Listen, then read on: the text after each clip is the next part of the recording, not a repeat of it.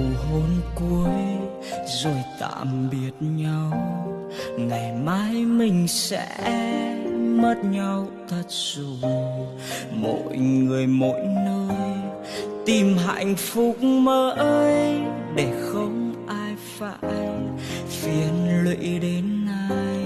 Dù cho ngày mai nỗi đau còn dài và yêu thương ấy sẽ không tồn tại, ai cũng sẽ phải hướng đến tương lai để kiếm cho mình một người kề vai.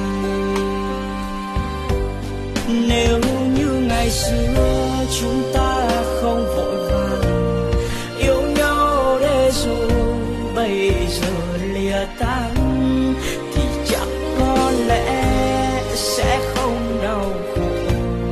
Yêu thương vụn vỡ thêm một lần nữa, giờ anh sẽ không níu tay em lại, để yêu thương ấy dần dần phôi phai.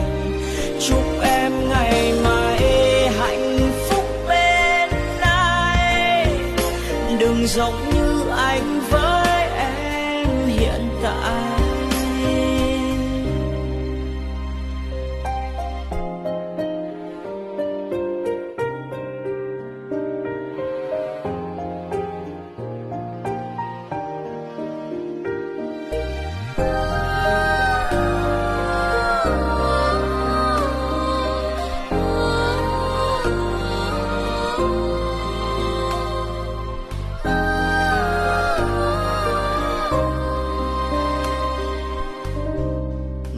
Nụ hôn cuối rồi tạm biệt nhau.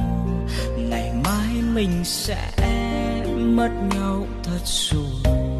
Mỗi người mỗi nơi tìm hạnh phúc mới, để không ai phải phiền lụy đến ai. Dù cho ngày mai nỗi đau còn dài và yêu thương ấy sẽ không tồn tại, ai cũng sẽ phải hướng đến tương lai để kiếm cho mình một người thế vai.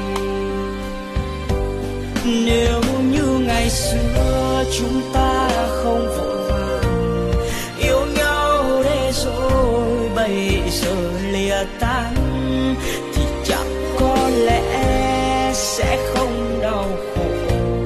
Yêu thương vụn vỡ thêm một lần nữa, giờ anh sẽ không níu tay em lại, để yêu thương ấy dần dần phôi phai.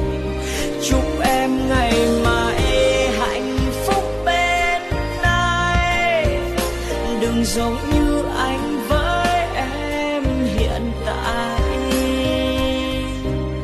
Nếu như ngày xưa chúng ta không vội vàng yêu nhau để rồi bây giờ lìa tán, thì chắc có lẽ sẽ không đau khổ.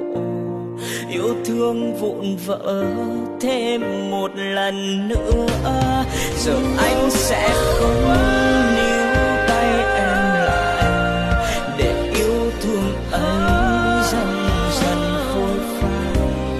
Chúc em ngày mai hạnh phúc bên ai, đừng giống như anh với em hiện tại,